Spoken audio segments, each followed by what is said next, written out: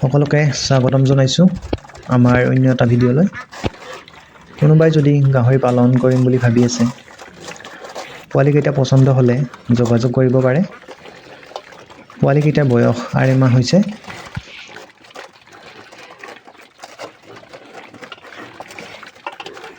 (25-30 দিন পিছত হিটত আহিব। পোৱালি বুলি ক'ব নোৱাৰি, আচলতে যথেষ্ট ডাঙৰ হৈছে। ৰেটটো 6,500 পৰা 7,000 লগাইছিলোঁ। আপোনালোকৰ যদি পচন্দ হয় বা ল'ব বিচাৰে, মোৰ ফালৰ পৰা অলপ ডিছকাউণ্ট দিব বিচাৰিম। এটা গাহৰিত 5,500 পৰা 6,000 দিলেই ল'ব পাৰিব।